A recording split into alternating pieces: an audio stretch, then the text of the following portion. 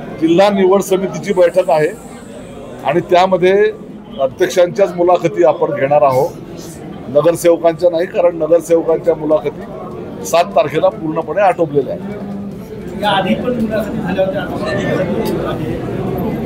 काही राहिल्या होत्या शिल्लक की कसं काय? हो, शिल्लक राहिल्या होत्या. अध्यक्षांशी आमच्या जे विधानसभा प्रभारी आहे, मी आहे, त्याही यवतमाळ जिल्हा आहे, गडचिरोली जिल्हा आहे, तिथले विधानसभा प्रभारी होते आणि तिथे त्यांचे इंटरव्ह्यू होते 7 तारखेला. म्हणून आपण अध्यक्षांसोबत चर्चा फेस टू फेस झाली नाही, म्हणून आज आपण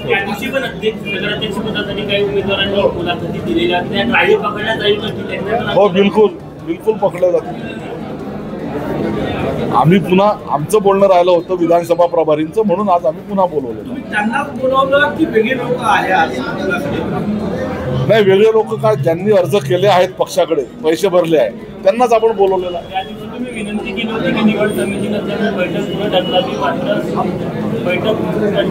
नाही, अशी विनंती वगैरे काही केली नाही. मला माझ्या जिल्ह्याच्या मुलाखती होत्या, मलाही जायचं होतं, म्हणून मी आलो. अध्यक्ष साहेबांना सांगितलं की नगरसेवकांच्या मुलाखती आटपा. आता त्यांनी बोलवलं, सगळ्यांना होतं, त्याच्यामुळे ते नगरसेवकांच्या अध्यक्षाचे घेतले. तर वावगं काय आहे? मला सांगा, आज तुमच्या बैठकीमध्ये जिल्ह्याचे खासदार नाही आहेत, सुनील केदार नाही आहेत, दोन्ही महत्वाचे नेते आहेत, त्यांच्या उपस्थितीमध्ये ही बैठक नाही. हे मोठे लोक आहेत आणि थोडी आजार, खासदार साहेब आजारी आहे, सुनील भाऊ येत आहेत, सुनील भाऊ 5 जिल्ह्याचे प्रभारी आहेत. त्याच्यामुळे मुंबईत आज आमच्या पक्षाच्या मुलाखती आहेत आणि मुंबईत सगळ्या ज्येष्ठ नेत्यांना बोलवलेलं आहे, म्हणून सुनील भाऊ मुंबईत आहेत, मुळक साहेब मुंबईत आहेत. सर, सगळ्या जागांवर तुम्ही घेताय की काही जागा महाविकास आघाडीचे घटक पक्ष आहेत त्यांच्यासाठी सोडलेला आहे? कारण याचा अर्थ असा होईल की तुम्ही 16ची तयारी करता. नाही, असं बिलकुल नाही.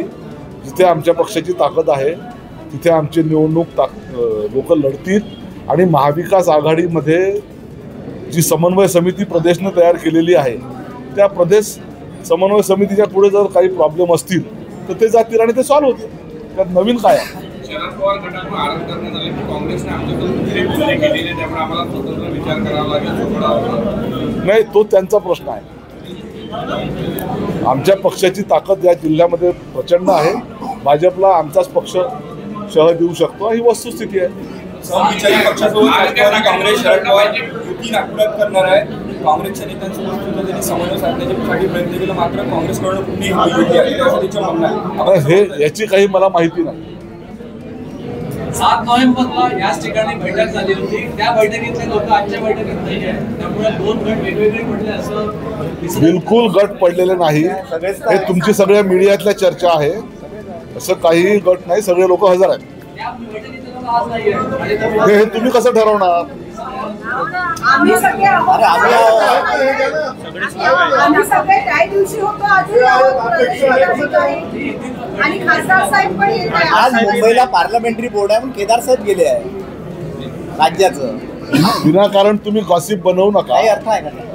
तुमची तयारी महाविकास आघाडीमधून लढण्यासाठी आहे की स्वबळाचा नारा देण्यासाठी? जिथे जिथे स्थानिक लोकांची मागणी आहे, स्वबळावर लढलं पाहिजे, तिथं स्वबळावर लढणार आहोत. जिथं आमची थोडी बहुत कमी जास्त ताकद असेल तिथं आघाडी करून पण लढणार आहोत.